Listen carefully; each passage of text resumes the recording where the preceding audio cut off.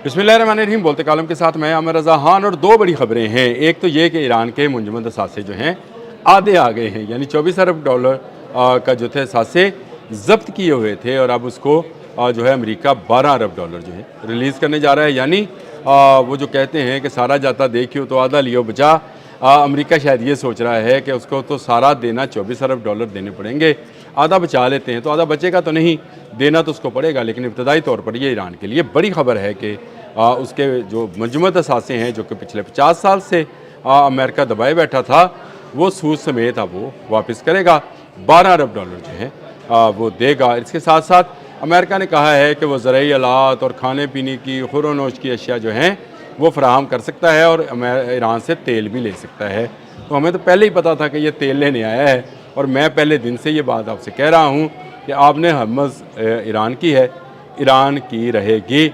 आज बाकर कालीबॉफ ने भी ये बात कह दी कि कंट्रोल हमारा ही रहेगा, पैसा हम लें या ना लें ये अलग बात है।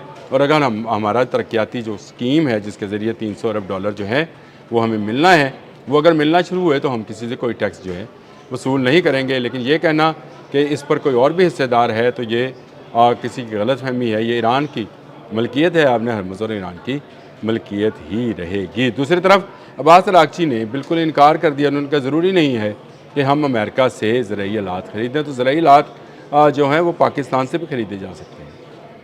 अब ये पहली खबर का खुलासा है। दूसरी खबर ये है कि पाकिस्तान के साथ बार्टर सिस्टम पर रिफाइंड पेट्रोल और गैस जो है वो दी जा सकती है।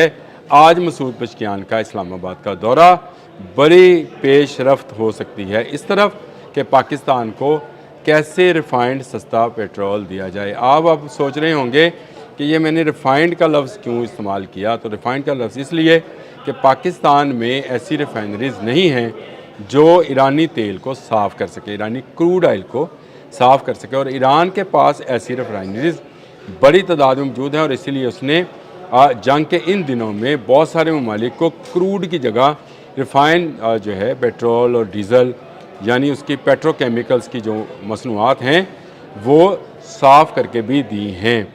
इसी तरह का एक मुआहदा जो है वो पाकिस्तान के साथ होने जा रहा है और पाकिस्तान के लिए सस्ता तेल और सस्ती गैस जो है आलमी नरखों से कम में, और ये बार्टर सिस्टम में, यानी पाकिस्तान ज़रूरी आलात और बाकी चीज़ें जो हैं या अशिया खुरोनोश जो है वो फ्राहम कर सकता है ईरान को, और ईरान जो है जो पाकिस्तान को पेट्रोकेमिकल मसनूआत जो हैं जिनमें गैस और ऑयल शामिल है वो फराहम कर सकता है।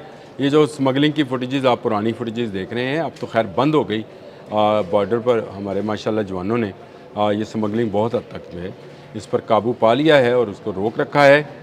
ये अब लीगल तौर पर जो पेट्रोल है वो पाकिस्तान में आएगा, ईरानी पेट्रोल आएगा, तो पाकिस्तान के ऊपर जो बर्डन है ऑयल का, जो कि हम डॉलर्स की सूरत में पे करते हैं और फिर उसमें हम पर एक मुस्तकिल तलवार लटकी रहती है कि हमारा ऑयल बिल जो है, जो कि बेपनाह रेमिटेंस जो आते हैं बाहर से, उनमें बड़ी तादाद में रेमिटेंस हम ऑयल की सूरत में पहले अरब ममालिक में या गल्फ़ में भेजते हैं और वहाँ से वो चले जाते हैं। हो सकता है कि ये माहिदा भी हो जाए कि हम लोकल करेंसी में डील कर लेंगे, लेकिन ये बार्टर सिस्टम पर ही होगा क्योंकि पाकिस्तान जो है वो अशिया खुरोनोश, जैसे हमारा चावल है, आलू है, इस तरह की चीज़ें हैं जिसकी कमी है, अद्वियात हैं, वो ईरान को दो, ईरान इसके बदले हमें उसी कीमत के जो हैं पेट्रोकेमिकल्स मसनूआत दे दे।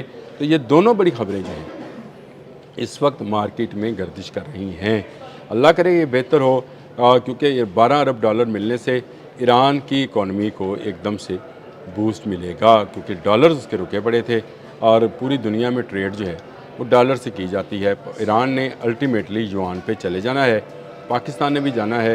ये आज चले जाएँ, 5 साल बाद चले जाएँ, डॉलर से निकल कर जो है युआन में जाना है और पाकिस्तान ने ये करके दिखाना है, जाना है, कर दिखाना है। मैंने सिर्फ इसको एक लुकमा दिया है। आप ज़रा देखिएगा कि आने वाले दिनों में हालात कैसे तब्दील होते चले जा रहे हैं। जब हमने गवादर पोर्ट पे रशिया को उतारना है तो रशिया ने चीन के साथ जो डील करनी है, जो ट्रेड करनी है, उसमें उसने युआन और रूबल का इस्तेमाल करना है, यानी दोनों आपस की करेंसी में इस्तेमाल करेंगे। तो आप आने वाले दिनों में युआन और रूबल यहाँ पर डॉलर की तरह इस्तेमाल होते हुए देखेंगे और आपको समझ आएगी कि मैं जो आज बात कह रहा हूँ ये आने वाले दिन में आपके लिए कितनी अहम होती चली जाएगी और इससे पाकिस्तान में एक खुशहाली का दौर शुरू होगा। ग्वादर हमारी वो पोर्ट है जिसके बारे में आज से कई साल पहले मैंने एक कॉलम लिखा था कि ये एक ऐसा डंडा होगा जो कि सी पोर्ट का होगा, जो सी पैक का जो होगा, इसमें हम सिर्फ एक डंडा पकड़ के नीचे किया करेंगे और उठाया करेंगे और आने जाने वाले से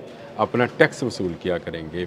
चीन ने पूरी दुनिया की ट्रेड के लिए पाकिस्तान को गेटवे करार दिया हुआ है, वो चाहे समंदर के रास्ते ट्रेड है या रोड लाइन पे ट्रेड है, उसको दोनों सूरतों में पाकिस्तान से ही होकर गुजरना है। और इसमें पाकिस्तान ने जो है सिर्फ थपंटू पैसे कमाने हैं और इसमें जो है हम युआन और रूबल की तरफ भी जा सकते हैं, लेकिन युआन पे हमें ज़्यादा एतमाद है क्योंकि चीन से हम दिफाई टेक्नोलॉजी जो है वो भी हासिल करते रहते हैं और इस पर भी मुझे आपसे बात करना है।